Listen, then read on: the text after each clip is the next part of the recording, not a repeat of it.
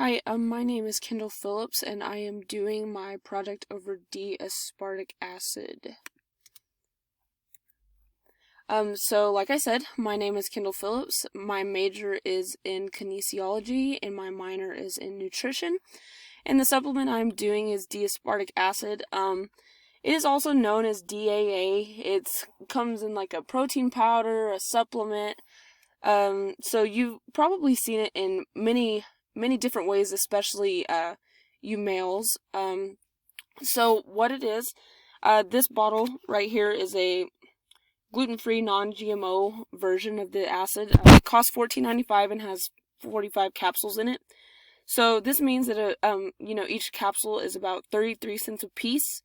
In this whole bottle, there's 3,000 milligrams per serving and 7,000 milligrams per capsule. Taking it in a supplement form, like in a pill form, is the most common way that you were seeing taking it. But like I said, some people, there's a powder that you can put in drinks. And so basically, what it is an amino acid that is found to increase levels of testosterone in the body of athletes. And so, really, females are not going to be found to be taking the supplement as often as you see males, because it does play a role in increasing testosterone production, and it's a popular ingredient found in testosterone boosting supplements. So basically, if you are taking anything that you're trying to increase your level of testosterone production, then you're probably taking D-aspartic acid. It might just be called something different like DAA, or it might have its own name for its brand. But basically, it's found to improve muscle strength and muscle mass in trained male athletes. It enhances athletic performance, reduces tiredness, but the evidence is insufficient. So there's been a lot of different, studies on it, but the evidence is very wishy-washy, back and forth. You don't really know what you're getting out of it. So the research study I found was basically what they did. They were testing resistance-trained males. They had 12 who took the D-aspartic acid and 12 who didn't, and basically they didn't really see a difference between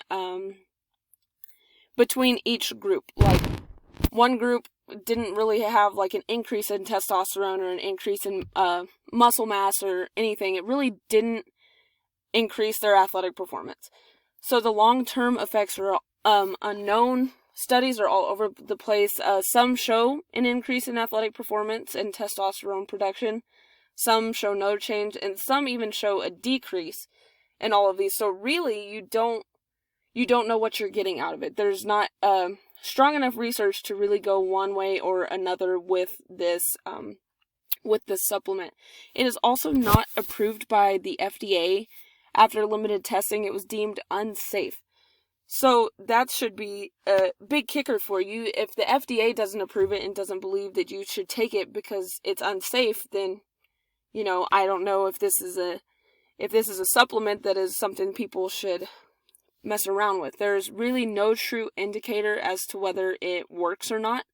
Like I said, this increase in some, no change in some, decrease in some, you saw that throughout the many different studies that I was reading. There was really no a definitive answer as to whether this supplement did anything positive for you or not. So some safety issues. It is safe when it's consumed in food, which it comes mostly in chicken. I mean, when you're eating it in food, that means it comes naturally in food. You're not having to take a supplement and put it in your body. But it is not safe to use for more than 90 days. The FDA, like I said, does not, approve the supplement whatsoever. But reading about it, some things that I found were that 90 days tops is like how long you should use it, because after that you start seeing reverse side effects compared to if you were getting the adverse side effects of the increased testosterone and things like that. It isn't banned by any sport or athletic organizations, which that's not surprising, but I wouldn't be surprised if you see that coming soon, considering it is a testosterone booster, and there's really no definitive answer as to whether it is safe or not. There's been no significant testing done to truly know, whether this supplement is good for you or not. So my recommendation, I believe that this supplement is something an athlete should not take unless they do their research on it in depth. Maybe ask your personal doctor, a team doctor, if you're thinking about using it. Because of the lack of testing, this is what makes me so hesitant on recommending it to anyone, because it could benefit you and it also cannot benefit you. Testing truly does not show you an accurate depiction as to whether this supplement works or not. So if you're wanting to try it out, do your research, ask some healthcare professionals before you really, are all in on this D-Aspartic acid.